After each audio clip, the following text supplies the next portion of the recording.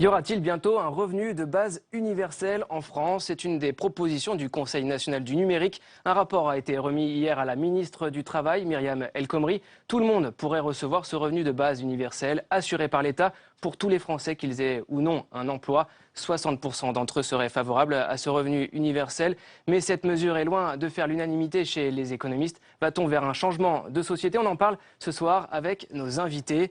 Jean-Éric Yaffil, bonsoir, vous êtes membre du Mouvement français pour un revenu de base. Oui. Bonsoir. Christian Saint-Etienne, bonsoir. Vous êtes économiste. Enfin, Patrick Lévy-Yvetz, bonsoir. Vous êtes président de l'Institut du temps géré et spécialiste des nouvelles formes d'emploi. Alors, messieurs, on connaît le RMI, le RSA. Aujourd'hui, on parle de revenus de base universel. C'est une suite logique à tout cela, Christian Saint-Etienne? Il y a effectivement une certaine continuité apparente, mais on change de nature. Il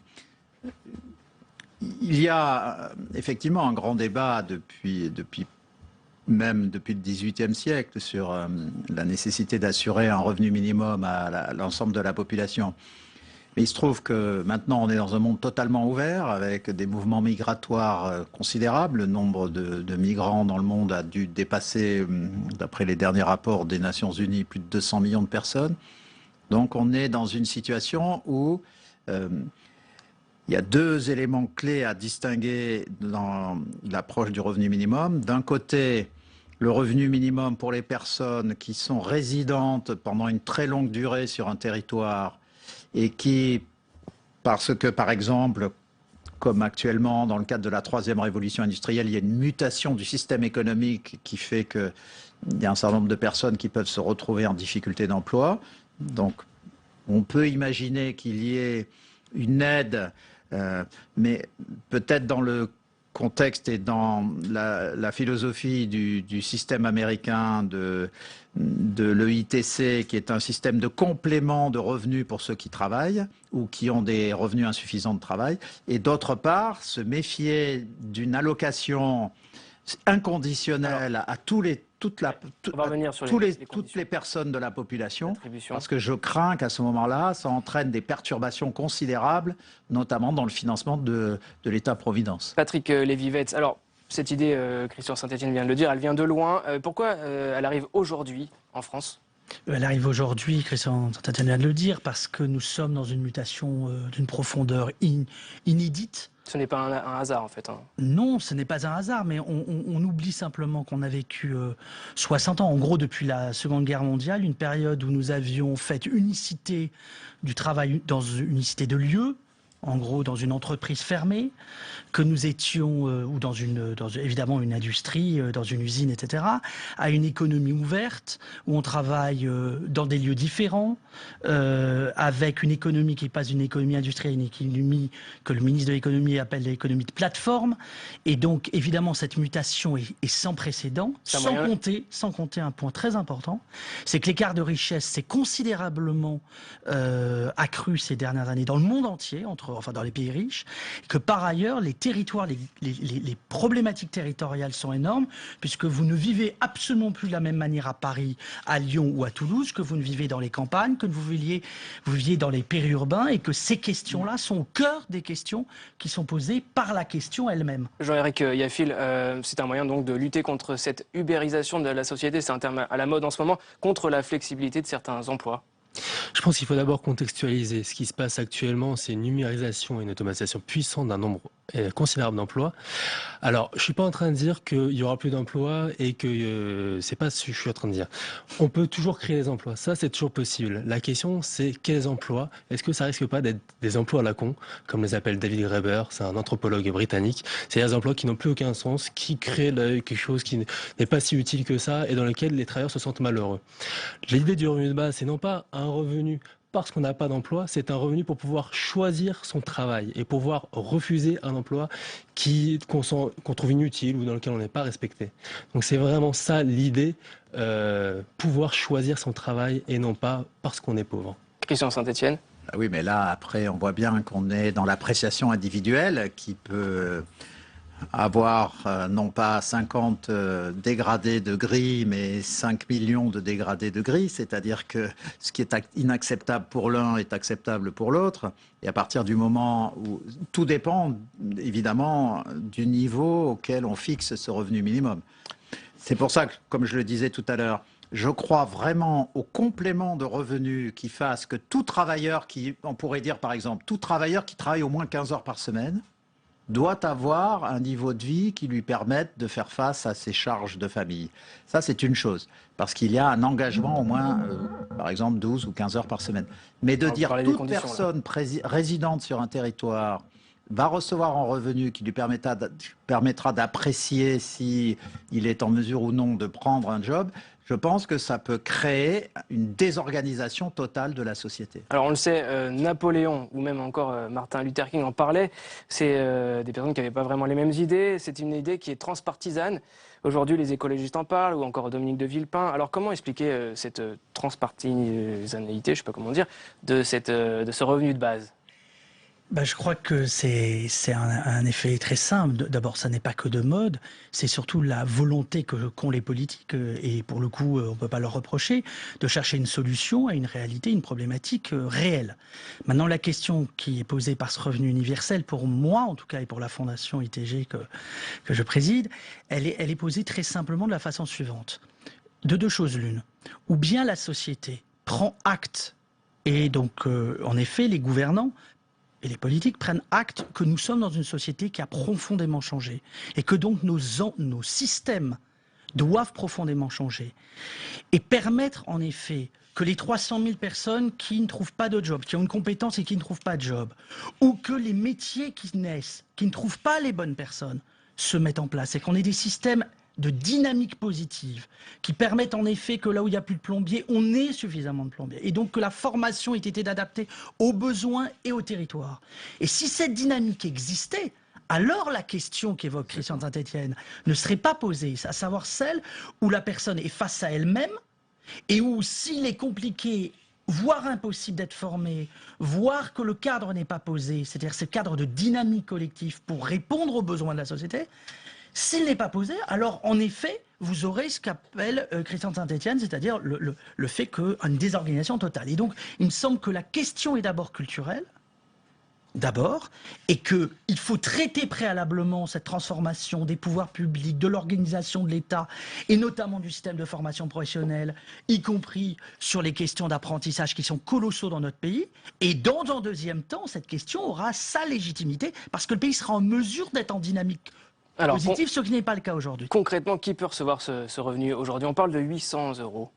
Alors, au sujet du montant, moi je fais partie du mouvement français pour un revenu de base, sur lequel on ne se prononce pas sur le montant. Il y a des gens qui défendent un montant de 500 € qui remplacerait uniquement le RSA, d'autres qui proposent un montant de 700 qui remplacerait le RSA et aussi les aides pour le logement, et d'autres qui sont autour de 1000 € qui remplaceraient aussi le chômage. Donc, sur le montant, on a un groupe transpartisan. Et cette somme, elle sort d'où en fait? Alors, il y a évidemment différentes approches de financement. Moi, je vais présenter la mienne ici. Il y a aussi des approches de financement qui visent à mettre à bas le système de protection sociale, et c'est surtout pas celle qu'on veut défendre au mouvement français pour un revenu de base. Au contraire, nous, on veut renforcer le système de protection sociale. Alors, l'idée, c'est d'y aller par étapes, de façon très pragmatique. Partons du RSA. Commençons par le rendre automatique. On sait qu'aujourd'hui, il y a 2 tiers des personnes qui ont droit à RSA activité, qui ont un petit emploi, qui ont droit à cette activité, qui ne le demandent pas parce que c'est trop stigmatisant, parce qu'ils ne savent pas qu'ils y ont droit, etc. Là, si on automatise le RSA, ce qui est très facilement faisable, et en plus, actuellement, le Premier ministre travaille sur cette question, eh ben, on permet tout d'un coup de toucher tout le monde. Ensuite, on l'individualise. Et la dernière étape, c'est d'universaliser ce RSA. Et ce qui est intéressant, c'est qu'en fait, c'est possible de le faire sans changer la redistribution actuelle. Autrement dit, tout le monde va recevoir son revenu de base, et de l'autre côté, tout le monde paiera un peu plus d'impôts. Alors après, il faut diversifier les sources de financement. Alors, universalité, justement, Christian Saint-Étienne, un revenu pour tous, c'est bien cela, riche, moins riche. Est-ce qu'on peut vraiment parler d'universalité? Ça dépend comment on définit l'allocation, mais je pense que tout à l'heure, Patrick Lévy-Weiss a donné un élément clé de réponse qui, pour moi, représente 90% de la problématique. Tout dépend du contexte. Si vous êtes dans une société dans laquelle on a introduit de la flexibilité sur le marché du travail, dans laquelle, selon le système danois ou suédois, Dès que vous êtes On va au en venir. chômage, vous avez droit à une formation immédiate et vous ne passez pas de temps au On va chômage. venir aux Dans un aux contexte de exemples ce type, pourquoi pas aller vers un revenu minimum? Parce qu'au fond, tout le monde, on est dans ce qu'on appelle une activation du système de protection sociale. Donc dans un système de protection sociale activé, au fond, c'est un complément intelligent dans le fonctionnement du système. Maintenant, dans le système actuel, aujourd'hui, dans lequel nous sommes dans une protection sociale d'inactivité, c'est-à-dire qui, d'une certaine façon, pousse à l'inactivité, si vous introduisez par-dessus un revenu minimum, vous faites exploser le système. Donc, tout est question de contexte. Patrick Lévy-Vette. Statut de l'actif, revenu minimum d'insertion, revenu universel, compte personnel d'activité. Et on voit bien, vous le disiez tout à l'heure, que les questions ne sont pas partisanes. Elles sont transpartisanes. Et donc la question qui est posée aujourd'hui au pays, elle n'est pas de se poser la question de l'outil pour l'instant. Elle est de se poser la question des principes d'un nouveau pacte social français. Donc c'est un changement de société? C'est un changement de... Mais nous sommes entrés dans le changement de société. Les votes que vous qui êtes journaliste aguerri, les votes que nous avons connus, qui sont des votes pour un certain nombre extrêmes et qui sont dans des zones où il y a une misère sociale, avant tout autre sujet, pose la question de cette société qui a changé. Or, tous nos systèmes ne correspondent plus à la société que nous vivons. Et donc la question, moi je le redis, évidemment que c'est une belle, pour reprendre le lancement du débat, une belle utopie, puisque c'était comme ça que vous aviez introduit le débat sur l'écran. Mais évidemment que c'est une utopie utile, à une condition. C'est que les personnes et que chacun ait le sentiment d'être utile dans une société. Parce que cette notion d'utilité individuelle, d'abord, d'utilité personnelle, je suis utile pour faire quelque chose. Si je me retrouve avec mon revenu et que par ailleurs je ne sais pas quoi en faire, eh bien au bout d'un certain moment, je perds pied et je me retrouve dans une situation d'inutilité. La question de l'individu, de l'être humain, c'est qu'il a besoin de se sentir utile. Et donc si le système ne pousse pas cette utilité-là, le revenu ne réglera pas la question sociale, puisque la règle sociale est d'abord une question individuelle d'utilité sociale. Alors, on en parlait un tout petit peu il y a quelques instants. Cette idée fait son chemin en Europe, chez nos voisins. Le concept varie d'un pays à l'autre. Je vous propose de regarder ce tour d'horizon avec Jérôme Rabier. C'était une promesse électorale et le Premier ministre finlandais compte bien la tenir. La Finlande devrait être à la fin de l'année le premier pays à distribuer un revenu universel à tous ses citoyens. Concrètement, chacun des 5 millions de Finlandais percevra 800 € par mois, et ce quels que soient ses revenus. En échange, plus aucune prestation sociale ne sera versée. Une expérimentation auprès de plusieurs centaines de personnes a démarré et sera analysée par un comité d'experts pour évaluer les réformes annexes à mettre en place pour l'accompagner. L'idée de ce revenu universel progresse également aux Pays-Bas, où une vingtaine de villes l'essayent depuis le 1er janvier.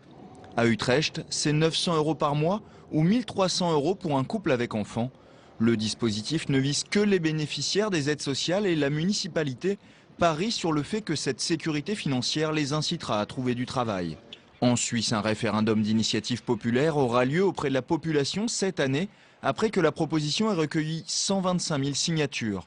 En Espagne, le parti qui monte, Podemos, l'a également inscrit dans son programme électoral. Et en France, en Aquitaine, Limousin, Poitou-Charentes, le PS a accepté d'intégrer la proposition d'expérimentation du revenu de base dans le programme commun signé avec EELV entre les deux tours des dernières élections régionales. Alors, on l'a vu, la Finlande pourrait accorder 800 €, mais en contrepartie, suppression des allocations sociales. Peut-on imaginer accorder ce revenu universel sans contrepartie, Christian Saint-Etienne ? Mais si vous voulez, c'est une question qui est étudiée depuis une trentaine d'années. Chaque fois qu'on veut adapter en France les innovations sociales qui sont mises en œuvre en Scandinavie, on se heurte à un problème fondamental. En Scandinavie, vous avez une organisation sociale qui est basée sur la confiance réciproque et sur l'intériorisation de l'intérêt collectif. En France, ça a été largement documenté par beaucoup d'ouvrages et de recherches, on est dans une société de la défiance. Donc dans une société qui, par ailleurs, ne conduit pas les individus à intégrer les contraintes collectives.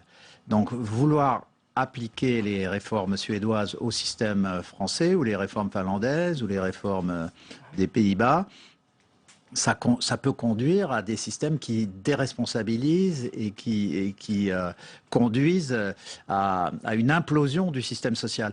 la raison pour laquelle vous avez des allocations séparées, on vous donne une allocation au logement, c'est parce qu'on vérifie par ailleurs l'utilisation de l'allocation. On vous donne une allocation chômage, c'est conditionné à une vérification de votre recherche d'emploi. Donc, ça traduit bien le fait qu'il n'y a pas de confiance réciproque entre les individus et la société.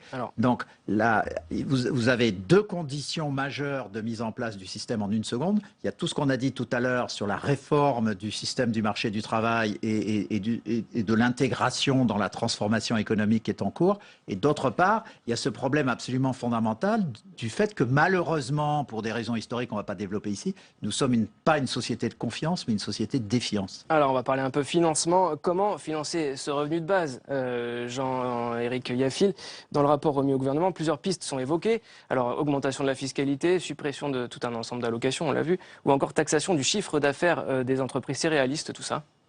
Ah, bien sûr, toutes les pistes de financement sont réalistes, d'autant plus qu'on se rend compte déjà que beaucoup de multinationales ne payent pas d'impôts ou très peu. Donc déjà, il faudra faire en sorte de beaucoup mieux lutter contre l'évasion fiscale et l'optimisation fiscale des multinationales. Il y a aussi tout ce qui est taxe Tobin qu'on peut mettre en place. Évidemment, il y a les taxes écologiques, notamment la taxe carbone qu'il faut développer. Les taxes sur patrimoine, comme le rappelle Thomas Piketty, qu'on peut développer parce que là, il y a des gens qui bénéficient de rentes incroyables du fait de leur patrimoine. Et puis, on peut aussi financer une partie par création monétaire. Patrick Lévy-Fitbetz, vous avez peut-être quelque chose à dire sur le financement? Sur le financement, moi je me méfie toujours d'un rajout parce que en général on n'enlève pas grand-chose. Les pistes du gouvernement vous conviennent pas? Non, je crois d'abord ce ne sont pas les pistes du gouvernement, ce sont des pistes proposées par le CNU et pas par le gouvernement. Donc il y a une étude. Dans le rapport remis au gouvernement. Et deuxième élément, moi je crois à la politique des petits pas et ceux qui permettent d'abord de changer l'orientation du modèle. C'est pour ça que nous, on pense que le statut de l'actif est de faire en sorte qu'une personne, avant tout, puisse passer d'un statut à un autre, puisse changer de job, puisse aller en multi-activité, ce qui est en développement considérable. D'avoir plusieurs activités de façon facile est déjà une première étape. Et j'ajoute que la question du revenu universel peut se poser aujourd'hui, de mon point de vue, à un endroit et donc de façon très cadré sans changement de système, c'est-à-dire sur les jeunes qui sortent sans formation. Mais à ce titre, je voudrais juste dire qu'il y a un projet de loi qui est passé assez inaperçu.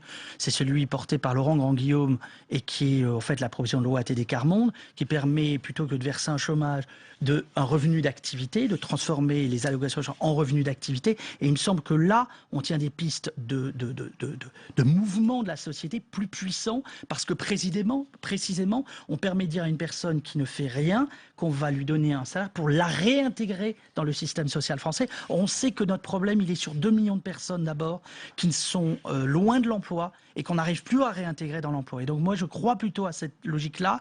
Je crois d'abord que cette mobilisation de financement sera plus simple que de remettre à plat un système qui est d'une complexité extrême. Une question pour Christian Saint-Etienne. Est-ce que ce revenu universel ne risquerait pas d'inciter les entreprises à baisser les salaires? En quelques mots. C'est un risque réel. Ceci étant, on voit bien qu'il y a une orientation philosophique qui est très différente. Le revenu minimum inconditionnel, puisque de facto c'est le revenu minimum inconditionnel, il peut conduire à accentuer les cassures dans la société, alors que l'enjeu majeur dans la transformation de l'économie et de la société actuelle, c'est plutôt de remettre tout le monde et de redonner la capacité d'être un acteur de la transformation de soi-même et de son environnement. Et donc, si ce revenu est accompagné de formation et d'incitation au retour au monde du travail, oui. Mais si c'est un revenu qui favorise la passivité, non. Merci à tous les trois, c'est déjà fini. Merci à tous les trois d'avoir participé à notre débat.